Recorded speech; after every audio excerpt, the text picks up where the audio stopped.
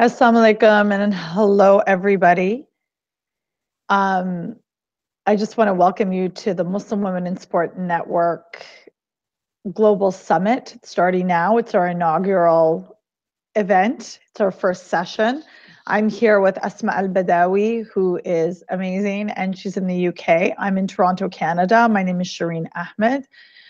And we are actually still waiting for Hajra Khan to get online. She will join us shortly, hopefully. We're just dealing with some tech issues. So we're really looking forward to this weekend. There's a lot of work that's gone into this. And I think that it's going to be beneficial for lots of people. And hopefully the learning and exchanging, the sharing of the different topics and the different ideas that are coming forth from Muslim women in sports from all around the world will be beneficial. So what we're going to do is we're going to get started, and I'm going to toss this to Asma. And Asma, who looks ravishing right now, and she keeps saying it's the lighting. I told her she looks like a Fenty commercial, mashallah. But Asma, you want to tell us a little bit about yourself? Yeah, no problem. So my name's Asma El-Badawi. I was born in Sudan, but I was raised in England. I'm a basketball player. I've been playing for the past 8 years, and a spoken word poet. And I was also part of the FIBA Allow hijab campaign, which was successful last year. Awesome. I mean, what we're talking about today, too, is a little bit about, we're going to probably get into a lot of things, talking about athlete activism.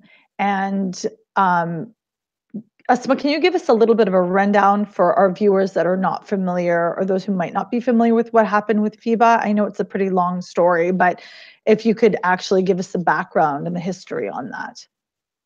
Yeah, so there was two basketball players. There was Bilqis and there was Indira, and they were both basketball players who wanted to play professional basketball in America and various other locations, and they were denied the right to play professional basketball.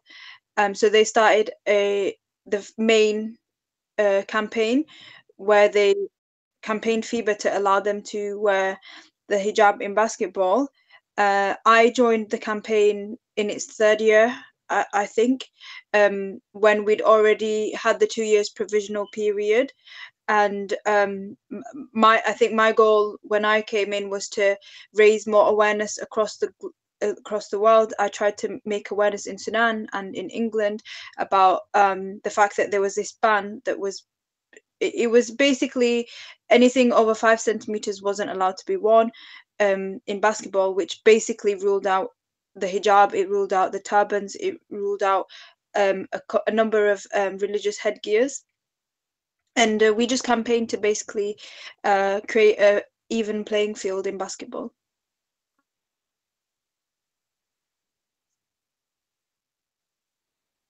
Hajar, are you there? Okay, we're still experiencing a little bit of tech difficulty, and hopefully we'll have this sorted out really soon. But so Asma, when you were started to get involved in the campaign, did you know at all that your poetry and your ability to speak like that would actually affect and influence the campaign at all? No, not at all. When I started doing the poetry about 6 months before I joined the campaign, and no one even knew that I played sports. I'd been playing for many, many years before that, and it was actually the poetry that suddenly sparked up this whole story of, oh, she's a basketball player. And then I was able to speak at different, I think it was Islam Channel that I spoke at, and they actually put me in contact with Indira for a project that had nothing to do with sports. And through our conversations, we both realized that we play basketball, and then from then on, she invited me to be part of the campaign. And I never knew that I could ever bring my art world and my poetry world and my sports world together, even though it was something that I really craved, especially when I was at uni. because I had my trainings and my basketball things that I went and did, and then I felt like that was always separate to everything else I was doing. It was separate to my poetry and the art things. So having that opportunity to talk about sports in a different way and just using words was so, like, for me, it was so liberating. And I was so happy that people were listening because of the different poems that I wrote, and they were intrigued about what I was doing outside of the art world. So yeah, and then I think a lot of people who are following me for my poetry um, started contacting me. A lot of journalists started contacting me, and they asked about the art, and then they also always asked about the basketball and how that was going and how the campaign was going. And so yeah, I think for me, for such a long time, I genuinely just thought these two things would never find a home together, and alhamdulillah, like, I was able to do that. Yeah, that's really interesting how you say that your merger of poetry, like the arts with basketball, is not something that most people would have thought of initially or even considered as being correlated, but they really are. And how you managed to also draw attention to a group that wouldn't necessarily have had heard about it, because the people that are listening, we also don't want to assume that athletes don't like poetry, because a lot of them do, and such as yourself, who actually performs and writes and presents. But just how in talking about activism and the crossovers from your activism and your arts, like, this is also really important, because in a lot of these activist spaces, you'll get who's not a traditional athlete, whatever that means, particularly in Muslim women in sport. We're not seen as necessarily being sportswomen in the first place, and then using media to sort of amplify that as well. Like, I really love what you say. Did you get, when you were performing, first of all, everybody watching, you should really check out Asma's poetry. It's incredible, like the way she speaks, and hopefully she will be performing a little bit for us at the end. She'll be reading one of her poems. We put her on the spot and asked her to do that. But the sort of, had you ever experienced, Asma, comments, good or bad, about people sort of being like, whoa, I didn't actually know this was happening. I didn't know about this, because did that happen to you?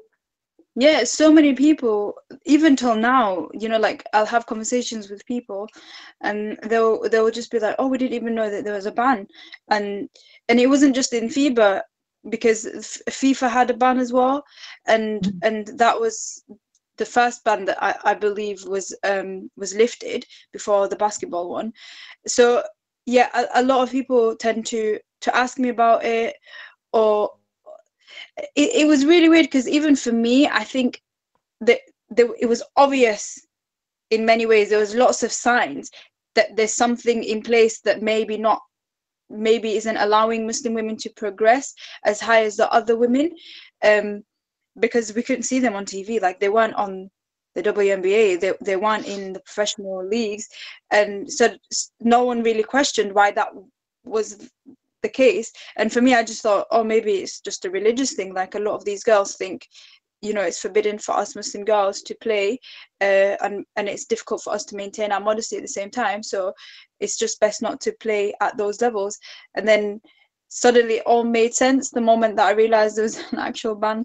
It was just like, actually, girls are not being able to get to them levels, and that's why they're not being seen. And that's why a lot of girls did ask me later about the campaign and were shocked to hear that there was a ban. Yeah, that's what I think was the common theme, particularly with this. Even I work on a podcast called Burn It All Down. And, I was interviewing some WNBA, like a WNBA player, and she actually had no idea about this, even though she played professionally in the WNBA off season in Turkey. She had no idea that there was a hijab ban. So part of the issue, I think, with the campaign, because I had written about it extensively, was just not only that to sort of actively campaigned to strike it down was in the process to educate, and which is really important. The Muslim Women in Sport Network, sort of the catchwords are advise, campaign, educate, because they always seem to be what we're doing, which goes in line with what you've done and what many Muslim women in sports do, is to constantly educate. Do you find that exhausting? Like, you can't just go and play basketball. You constantly have to be this like educator. Do you find that tiring? Yeah, because I always just, sports was the thing that I played, and I wore the hijab in it, but the hijab wasn't the main highlight of me playing the sport. It was just the uniform I put on before I went to play or train, and then suddenly it became the main attraction. And I got constantly asked about it. So how does it feel? How do you feel like how does it feel like to represent Muslim women and all these things? And I'm just like, honestly, I'd rather just go and play and get excited about making a three again, and like the first time it ever happened. But it is exhausting, but at the same time, it's our job to kind of do at this time, and I think it's our responsibility to raise as much awareness of this, so that young girls do take on sports as a career. And I don't mean just as athletes, I mean as sports psychotherapists, as sports physiotherapists. There's so much roles out there in the sports world that we're not tapping into as Muslim women. And your family might not allow you to play sports as an athlete, but you can still be part of that world, using the other different methods. Yeah, I think that's so important, and this is something that I sort of like to mention when I, in my work, when I'm talking, that very often we think of sports, particularly for Muslim women, as only playing, but they're not. You can coach, you can officiate, you can be an owner. Like, inshallah, I would love for this, obviously very wealthy, because to own a premier club team, you have to be very wealthy, but just, to get involved in ownership. And it doesn't have to be, a men's team. It can be a women's professional team, a basketball, soccer, volleyball, whatever, but get involved in that world, like you just said, because this idea of constantly educating and just getting back to something you said, which is really, really profound, is I just want to get back to being excited about shooting threes. Well, first of all, I can't shoot a three to save my life, but, but the idea of just always having to do that work, always having to take that, with us. And I was asking you in the pre-chat, when you started playing basketball, you didn't think, I'm going to play basketball and become an activist. Like, you didn't, that's not what we do. I didn't start, playing football or soccer when I was 5 and think, I'm going to grow up and start writing about how terribly they write about Muslim women in sport. Like, that's not how it works. But the evolution into which you said earlier that Indira, for those that are viewers that don't know, Indira Kalyo is actually a Bosnian American basketball player. She played Div 1 at Tulane, and in that journey, she started to wear hijab as well. But Asma was mentioning that Indira had reached out to her, and so was that was your first foray into activism in that way? So it was really the FIBA hijab ban, or were you doing grassroots level stuff, or were you doing community organization as well?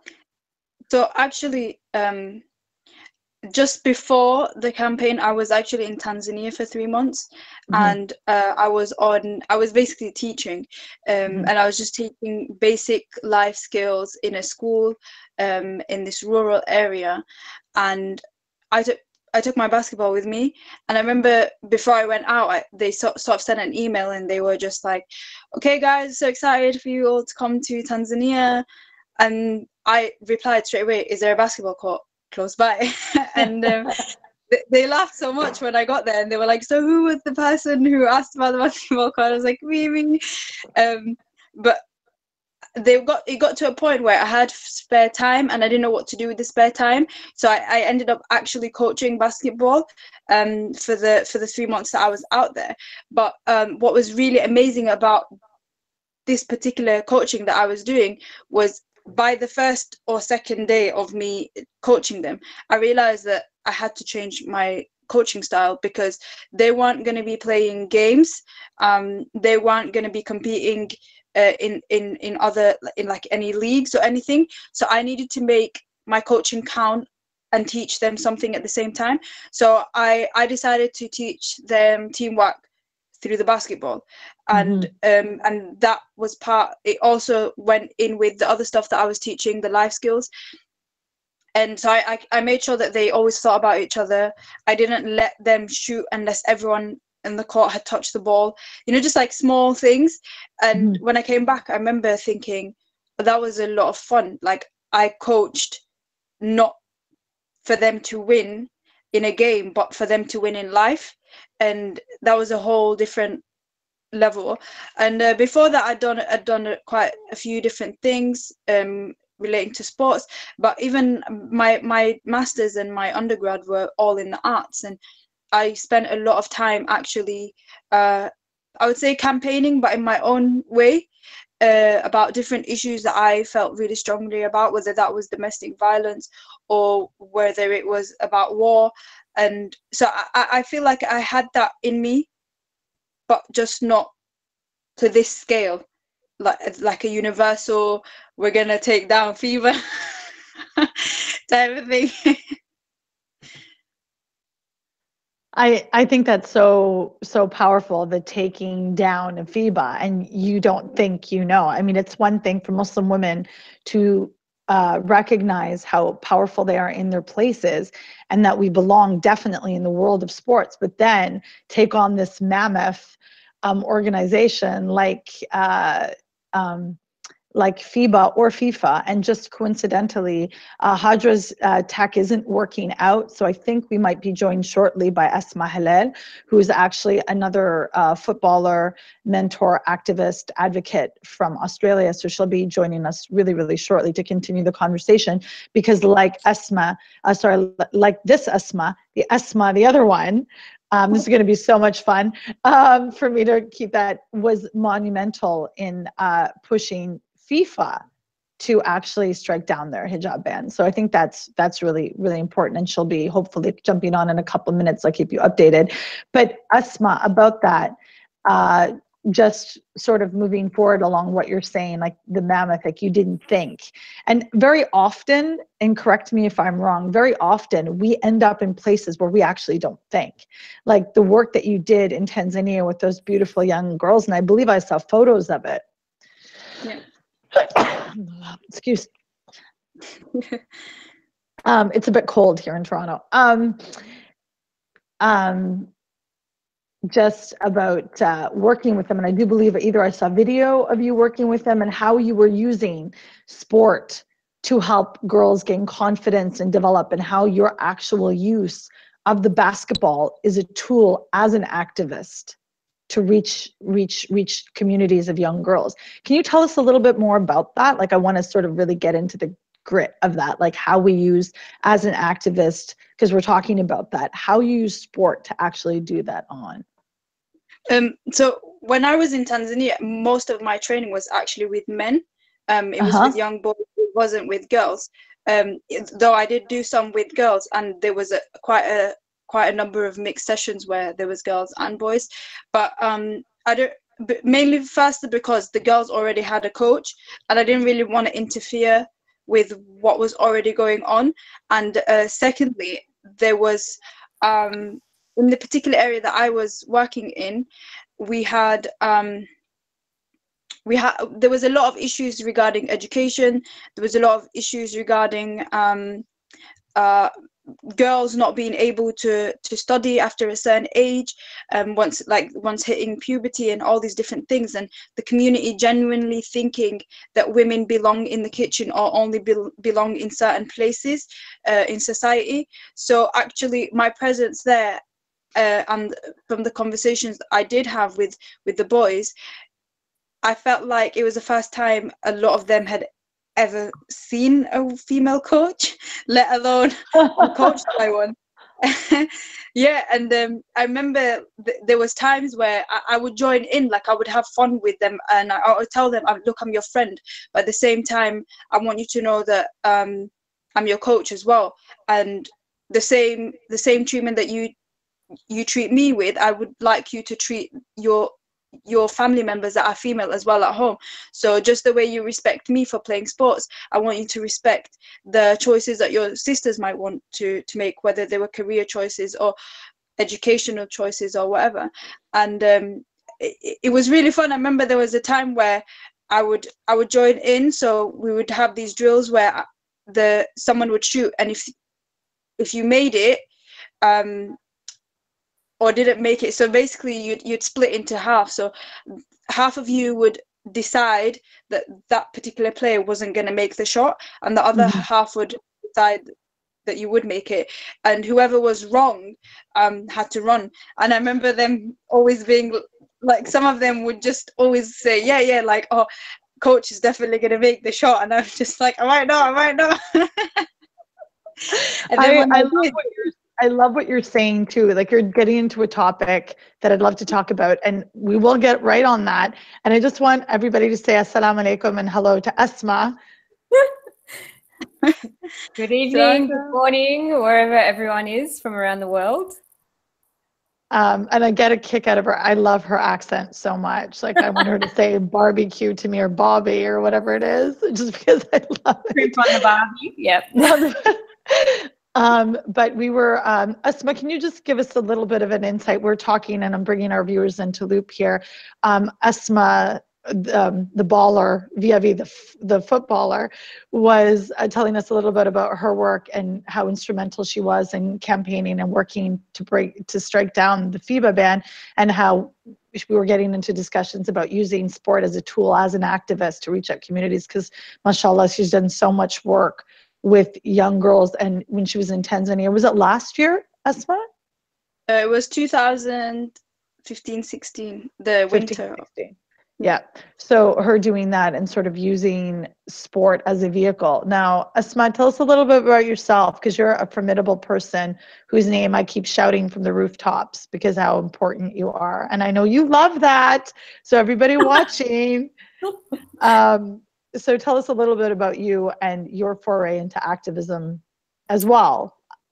Yeah, thanks, Shireen. I appreciate this. It's currently 12 midnight, so good evening to all the Australians and all the Pacific viewers. Yeah, so I guess my background is in sport for development, and really I started as a player, you know, growing up in a family of 3 boys. My father is an Egyptian migrant and loves his football, and I guess now with the big hype around Mohamed Salah and Liverpool FC, you know, it's the house and the build up to the World Cup. It's just manic in our household. But fortunate to have had sport, instilled in our lives from the get-go. There was no difference between boy or girl or how we were raised. It was everyone outside with a ball in their hand, ball at their feet, martial arts, athletics. So very grateful for that upbringing.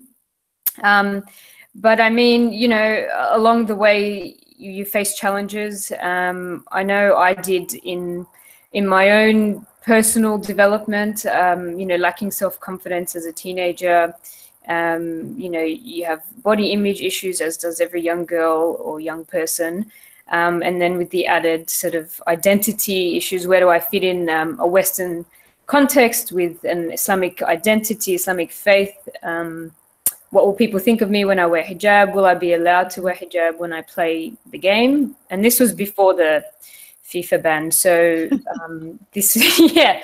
But, you know, fortunately, you know, with the support of my father and family and the community, you know, we pursued that. For me, I thought this is the end of my playing career, if you want to call it that. But fortunate that the clubs around me at the time were very supportive. And I keep telling people this, that I was received very well once I wore the hijab, because really people don't care. You know, if you're going to turn up to training and you're dedicated to your team and you're committed and you work hard, that's all that matters ultimately. But yeah, I guess so. And then that was one hurdle after overcoming that hurdle. But then, yeah, fast forward a few years and playing State League and then Premier League in New South Wales, Australia.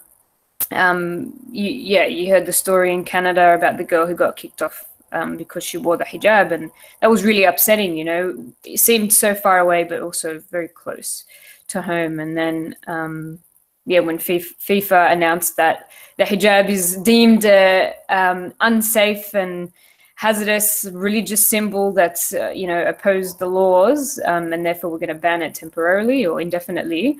That was a big shock, you know, because you grow up knowing that football is the world game and that's a unifying tool for the world, and then suddenly it's going to exclude 1 billion Muslim women from the game. So yeah, and you know, ironic that. Yeah, right. And for me, at the time of playing, there weren't many visibly Muslim girls playing, and it wasn't about, I need to get in front of the camera and say something about this. There was nobody else that was going to talk about it, that showed a different light, that the hijab and playing sport isn't just a Middle Eastern thing. You know, it's not a cultural, necessarily based in one region. It's a worldwide concern. And so I felt it was my obligation to speak up because of the future generations of Muslim women and how many it wouldn't just prevent in this generation, but future generations. So I felt, definite obligation. That's incredible. Like, I mean, but when you started playing football, this is something I've asked Asma before, earlier in the conversation. You didn't start out playing football you started out playing football, quite frankly, because you're Egyptian and your family was really cool with it. But you didn't start out doing this thinking that you would end up in the role that you eventually did as one of the key players. And I'm going to say this because Asma hates it when I do this. One of the key players in literally bringing down and changing an entire policy that was unjust. And that's what both of you have in common. So I really want the viewers out there to understand who you're actually looking at. Like in my world and the world of so many others, and in the football world, they are actual heroes. Heroes, I like to call sheroes, and they're looking there being annoyed at me for saying this, but yeah, well, big up both of you and big up all the other women around and the allies and the people who pushed for it, because this is the activist. This is actually coming full circle for me, this conversation, because this is specifically how I started the work that I do, which is writing and then talking and sports reporting, was because of this issue, because it hit me too. And Asma, like you said, Asmahan Mansour, the young Canadian player who was ejected, you said that it was felt so far in Canada. This is 2007, but it felt so close. You just talking right now, you were an Australian. We didn't know each other back then, but your story is so similar to mine, just like Asma's story is similar to mine. Just like when we watched Bilqis's video, Bilqis Abdulkader, who will be later today as our keynote speaker for the conference. When you watch that video, we all know that pain. We all know that exclusion, because both of you have said there wasn't a lot of Muslim women out there, in hijab or not. I think this is a really important point as well, that we're necessarily out there. And, just to sort of reiterate what you're talking about in the activism, that there's a way. And this conversation right now is so much about how sport can be used as a vehicle for talking about wider issues, inclusivity, like anti-Islamophobia and anti-misogyny, anti-racism. Like, these are all issues that we face as Muslim women, particularly identifiable Muslim women. And, what your experiences are. And Asma said something really cool about, she didn't think she would be taking on this huge organization like FIBA, right? And both of you, like, you took on FIFA, who is like mind-blowingly like what the biggest, gong show of a sports federation ever known to man. Mashallah, you with a team of people, like, people get their props. I'm always waiting to talk about Moya Dodd, and she's your friend and she's your ally. And I want to get myself into one of those trips with the two of you going somewhere, and the selfies that y'all take, because I think that say, Moya, with the position that she's in, is one of the most humble, personalities I've ever met, yet the most inspiring, well-connected, outside-the-box thinker, and just, yeah, herself, Hesperina as well, who was the former Matildas national women's Australian coach, but also former Jordanian coach, who were instrumental in this, and Prince Ali as well. Truly, they were at the forefront of this campaign, and fortunate to have been part of that and to learn from them. And yeah, you know, I guess with anything, it's not one sole person doing the work. There are so many people involved. And yeah, like you mentioned, we didn't know each other as a network back then. And I can only imagine had we known each other back then, what impact that could have even had, could have been even a quicker campaign. Who knows, you know, but it was so nice to know finally that there were people around the world facing similar experiences and challenges. But which just goes back to the importance of why Muslim Women in Sport Network, being a global network, is really important, because us telling our stories, like Asma, you doing your poetry and amplifying that and being a part of this network, being a part of this conference, like we need to grab hold and share our own stories. This is so much what it is. And this is why I'm so proud to be a part of it, because it's literally one of the banes of my existence, is the reporting and the way it's done on us. Like, I interviewed Asma for a piece I wrote for Muslim Media Watch about how frustrated I was about narratives around Nike and there not being enough visible Black Arabs being represented. Like, these are issues that we need to talk about, but they have to be done in a certain way. And Asma, just to throw to you, like Asma had, I'm trying to do a slight pronunciation difference in your name, so I'm not like confusing everybody, and I'm probably failing at that. But like Asma had people at the table, like Prince Ali of Jordan, who's like a legit prince, who can like had the FIBA campaign didn't have that. So when you all got involved, you didn't have someone at the FIBA exec committee who was also supporting you in those roles. It was literally just you in a Change.org petition, you meaning that collective group of Muslim women. That's correct, right? Yeah, but I think what helped was the fact that there was so many of us from completely different locations in the world. We had people from Nigeria, Indonesia, like Saudi Arabia, and they're supposed to be like not doing nothing right at the moment. So yeah, I think everyone's little campaigning in their own country, in their own city, and the voices were just amplified with everyone talking about the same topic at the same time. Yeah, I think that's really powerful what you said, that there was people all around the world doing grassroots work, and this is the key thing, that it starts locally. And, you know, may inshallah we continue to do that. I just wanted to acknowledge a question from YouTube. So Asma, and this is from Rimla, a huge fan of ours, a co-founder of this group actually, but both Asma and Asma have been athlete activists that have helped overturn bans on hijab in sport. So how important do you both think it is for athletes to use their voices when they see injustices? I think that's a very good question. Thanks for that, Rimla. I guess there's lots of debate, ongoing conversations about what is the actual role of an athlete when it comes to speaking on issues that they're passionate about. You know, even with the recent LeBron James speaking against inequality and police shootings, you know, where people and media has said that, you know, it's not your position, you know, stick to the sport as opposed to talking about issues in the community. But I personally feel that an athlete has that choice, or should have that choice, to decide whether or not they get involved in issues or speak up against injustice.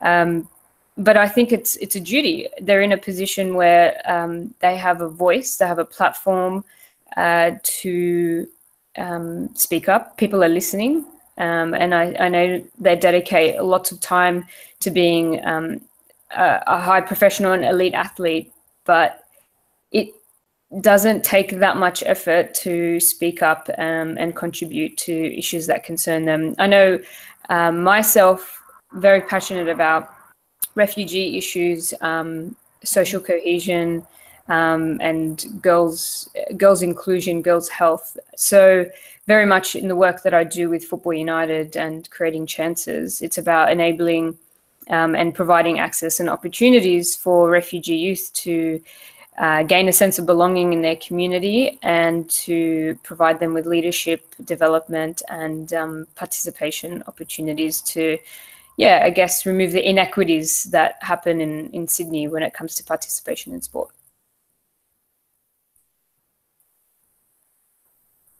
Asma, do you want to? Yeah.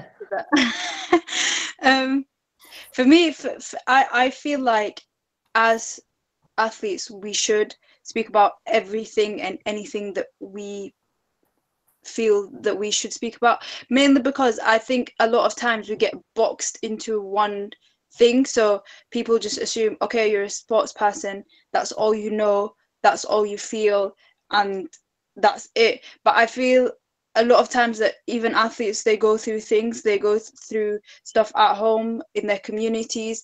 They need to speak out sometimes just to relieve themselves as well.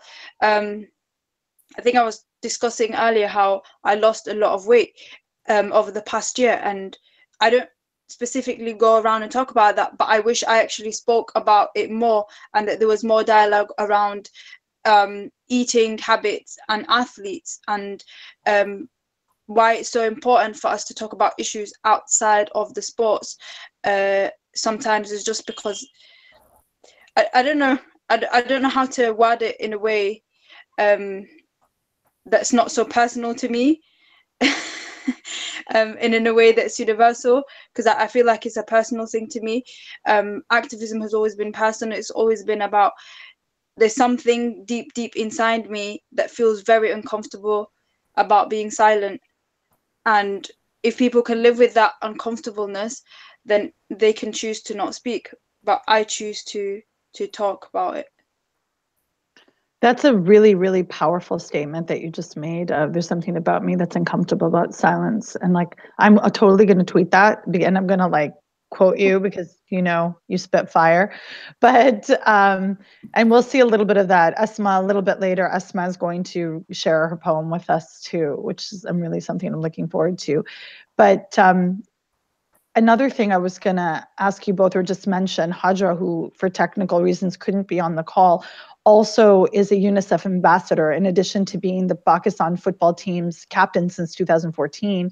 And she joined that squad in 2009. She's incredibly accomplished, mashallah. But in Pakistan, she is actually a UNICEF ambassador.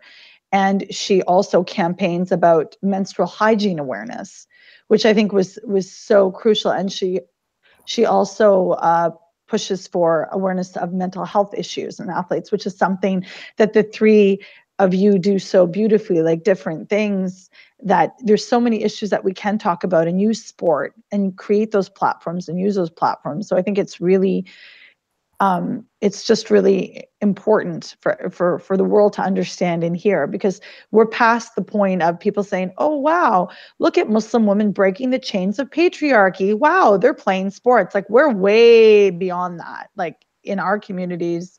And yes, of course, there are some that are not. But in this group, in those groups that want to amplify themselves and use sport as a way to do it, like, this is incredible, the amount of stuff that you've talked about. You know, for betterment. And there's one theme that I actually wanted to touch on that I think is really important here with Hajra, with Asma. All of you have talked about inclusion of young girls and working with directly young girls and impacting their lives. And how important is that to you? This is my own, like, and my own question. How important is that representation of them seeing you there? How important is you showing yourself to the next generations that come? I think for me, I was the kid in the class who didn't care about the makeup and didn't care about the looks and didn't care about fashion. And I feel like in this particular day and age, there's so many people who do talk about fashion and do talk about looks and do talk about these things. And there's probably one girl in every single class that just wants to play sports like us.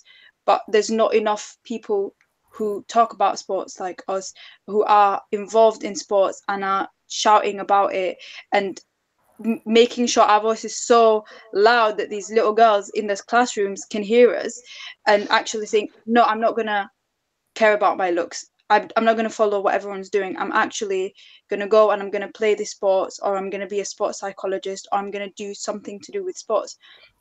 So that's why for me it's very important that the little girls and the young girls hear about girls who play sports like us. Mm-hmm. And yeah, I have to echo that, Asma. I think it's something in our name, my friend. But I'm very passionate about relatable role models, and role models who can show what is possible, as opposed to saying, you know, do what I do, say what I say. It's more about exploring the possibilities out there, touching ground that's not been touched before. You know, I know growing up, I was a bit aimless in high school and really didn't have many goals, other than what I'm currently still passionate about, and that's football and sport. And I thought to myself, or someone put the idea in my head that, you know, if there's nothing in life or your future that you want to do, what are you passionate about? You know, sport. Okay, great. See if there's something in sport that you can pursue. So I did my research. So for me, that having that person in your life that can just give you a nudge, that can show you the possibilities, and it doesn't have to be conquering the world or breaking down barriers or changing systems. It's just, you know, saying a word or two that would change your perception about how you think about yourself or how you perceive yourself. So yeah, and I wanted to add something that inspires me, a quote, you know, by Muhammad Ali, and that's really around the duty or the service. You know, his quote is, "Service to others is the rent you pay for your room here on earth." You know, and I think that's, for me, that's something I live by, and I follow as my mantra, in terms of making sure my intention is for the betterment of others. That's really powerful. Thank you for sharing that. We do actually have a question coming through, an anonymous question. And it's, when do you think athlete activism became a thing? Do you think it's just a fad or trend that will fade? Asma, what do you think about that? I see you side-eyeing the question. So which Asma? Oh, this is true. Both side-eyed. Okay, so you guys can rock, paper, scissors. No, I'm just joking. We'll do Australia first because it's super late. Look, I think it's existed for a very long time. Like, as I mentioned, Muhammad Ali's quote, I mean, he was the activist of all activists, I think, when it came to using his voice, the platform that he had to speak up against all injustice. Maybe the term athlete activism is quite new, but I think the concept is, has been going on for a very long time. So, yeah, I don't think it's something that will go away. Maybe it'll have another term in another decade or so, but or sooner. But I think it's relevant. It was relevant in the past, it's relevant now, and it is relevant in the future. Asma, UK? Yeah. I also read, though, as well, that Muhammad Ali believes that his activism and his real role in and purpose in life didn't actually start until he stopped his athlete career, and that was the time where he had all the time to focus on actually fighting the injustices that were happening in the world. So for a long time it was about building the platform and the audience, and then it became about speaking. So I guess that might be why we like the term athlete activist. it came quite recent. I think it's quite recent, but I think it'll always remain a need for it, as long as there's things happening in the world that are not good. Yeah, I think that that's a really important point, that when we fix these, would decimate the systems of racism, misogyny, and Islamophobia, then we don't have anything to be active about anymore, right? So in the threes. I'm and saying then again. you can focus on your threes. I'm sure your threes are amazing, mashallah. But yeah, point taken. I just wanted to ask both of you, I'm going to find my question that I printed out to ask both of you. Just sort of, if you could tell us a little bit about, if you want to, unless they're secret, projects that you're working on now, if they involved activism, and as you're carrying forth, I know, Asma, you were part of Jordan Quest with Equal Playing Field, which was like amazing. So can you tell us a little bit about what you're working on right now? Asma Hilal, Australia. Yes, Asma Hilal. Let's go Australia, then UK. Sorry. Yeah, the Jordan Quest you'll hear a lot about through Hanin and Yasmin from Jordan. They were the co-organizers for the Jordan Quest with the Equal Playing Initiative. I was fortunate to be selected to be a part of that team. But in terms of upcoming initiatives or projects, to be very honest, I would say the Muslim Women in Sport Network and growing that and developing that. But in addition to that, my ongoing everyday work, I feel, is my activism or my projects around, with Football United and creating chances, using football as a tool to promote youth development and social inclusion of young people from all backgrounds. And then, advising one of our community initiatives, Go Active, through the Lebanese Muslim Association, where I help advise in terms of providing opportunities for Muslim girls to engage in sport at all levels. So our awesome project officer, Yash, shout out to her, is coordinating this really cool summit at the end of the year for teenage Muslim girls around sport, health, and education. Awesome. Asma, UK? I think with me, there's always that fine line between the arts and sports. And what I'm doing currently is I'm writing a play for theatre, and it's around a group of girls who play basketball. And the majority of the play is actually just based in the locker room, where they will be discussing lots of issues that they are experiencing as a group of girls and a group of friends. So it's not really about the sports, it's just about the power of sports and the conversations that can be had between girls that play sports. So that's one of the biggest sort of projects that I'm working on at the moment. And I think I will basically premiere in about 2 months in my hometown in Bradford, and the aim is to, after doing the 20-minute version for July, is to extend it and make it into an hour and a half long play that I can hopefully tour England, Europe, and possibly the rest of the world with. Canada, definitely Toronto, inshallah. It has to come here. That sounds amazing, like totally necessary and amazing. Another question, also from anonymous, like a YouTube viewer. What can female athletes contribute for the wider sports community? Both of you have talked about projects you're working on and doing work locally, very important as well. What can female Muslim athletes do?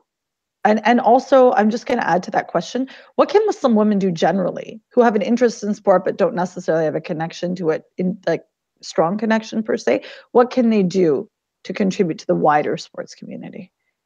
UK, we'll start with you. I'm going to flip it around a little. I think, personally, I think that they should join the sport, regardless of who's on the team, because I've met a lot of women who will join a team and they'll feel uncomfortable because they're the only women of color on the team, and then they'll just disappear and not come back. And then another girl a year or whatever will go and do the same thing, go to the same team, and then just leave. And actually, if you stay, people will get to know you, and it will open up the door for other girls to come and see that you're playing, and then they'll join in. And also put yourself in positions of leadership. I've been part of a team where a close friend of mine actually ended up being the president of the basketball society in the university that I was playing for, and she introduced socials that were non-alcohol related, and that meant that the Muslim girls and the non-Muslim girls, we could all sit in one room and get to know each other and have fun outside of the trainings and the games. And it sounds like it doesn't make or might not make a difference, but that human connection can just make such a big difference when it comes to tackling issues of Islamophobia, and just them getting to know us for us. That's awesome. Australia, to you. So, I mean, it's an interesting question because I think it could be the same as just saying, what can female athletes contribute to the wider sports community? I mean, I am, and we all are contributing to the wider sports community by doing what we do. I mean, and you'll see the lineup of speakers are also doing the same. We've got, founders of sporting clubs. We've got that are, inclusive and accessible for all people, regardless of their faith, regardless of their culture and, gender and so on. So I think it's important to highlight that Muslim women are engaging in the mainstream sports community on a daily basis.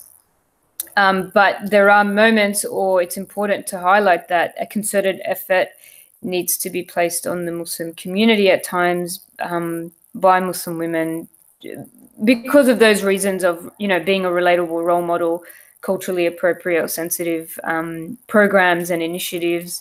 But that's not to say that it's exclusive, but that it's designed in a way that is inclusive and accessible.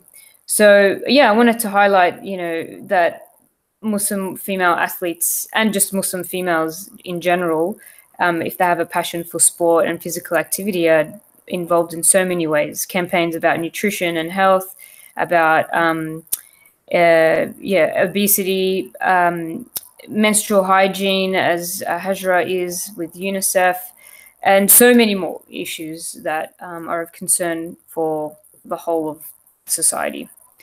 So, yeah. That's awesome and super helpful. Both of you have given actual points that people can take away.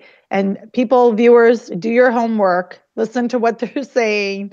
We've given you practical ideas on how to move forward. And just like Asma said, I'll just be referring to them as their geographical locations now. As UK already said, get involved in many different ways. Get involved in sports psychology, sports psychotherapy.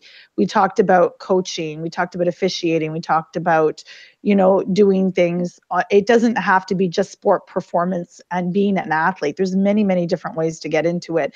Administration, activism, campaigning. There's so many ways. Like sports is not just how you sink your threes or how you fire your shot to the back of the net. And that's hopefully what you'll see this weekend. And before we leave off with Asma and her poem, I just wanted to remind our viewers of some of the upcoming sessions.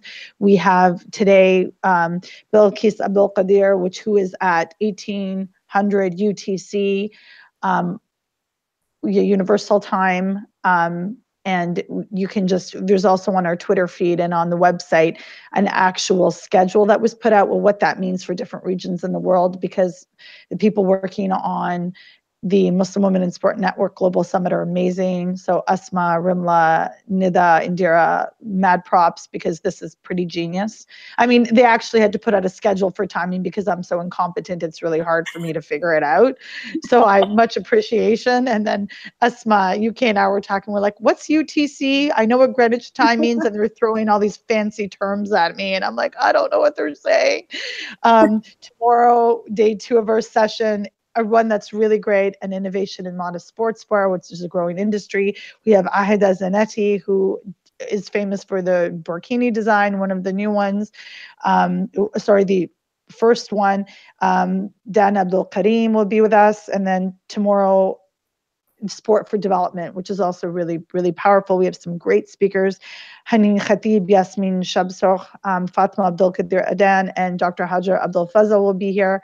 And then on day 3, a session on business and leadership, also really cool, something else that's not athlete performance per se, it's how to get into it, like even designing sportswear, we've just seen as a way to contribute to sports for Muslim women. So business and leadership with Amna Kara Hussein, Lilia Al-Maina, and then journalist Hannah Fawzi. And then the end is research and policy, which I think is really, really interesting. There's a lot of really cool academics working on Muslim women in sport, one of whom is a huge organizer of this particular conference, Neda, shout out in New Zealand, who hopefully is sleeping. She's not sleeping. She's doing tech support. So these are all going to be streamed on YouTube, as you've seen. We're going to continue the discussions. Please keep your questions coming. Thank you so much for being here, to Asma and Asma for joining, for doing this, and Asma, particularly Australia, for jumping on last minute, just because to help us out, which is amazing, because your contributions and sharing your experiences, both of you, and your stories are so important. Encouraging all the viewers out there, get involved and you can. Please support and amplify Muslim women in sports in your communities and what that looks like and what that can be. And I'd like to wrap up by asking Asma UK. I feel like a first grade teacher, Asma UK and Asma Australia, when there's two of the same name, you know how they differentiate. So Asma, if you could so kindly share your poem, your powerful poem with us. No problem. She ties her shoelaces, fixes her hijab in front of the mirror, walks out proudly onto the basketball court. A warrior in the making, mind versus body. She speaks the universal language of sports. She's known it ever since she learned how to walk. She dribbles the ball slow, gains speed, and makes her way to the basket. She understands what it takes to make it. Hours in the gym shooting. The kind of woman that believes we were all created for a purpose. The type to join forces and campaign to pave the way for younger generations when faced with obstacles. She keeps going for the love of the game and the many lessons it taught her, for the bonds built between borders. She tells her own story to remind society that we're all just human. Our race, faith, and religions do not define us. When you set out into the world to make a difference, look for common ground, because sports lives in all of us. Ameen. Thank you so much, both of you. And to all of our viewers, thank you for the questions. And we look forward to you seeing more of us for the weekend and in the conference. Thank you so much, Shireen. Thank you so much, Asma. Thank you, everyone. Thanks for having me. This has been lovely. Both of you are so great. And, here's to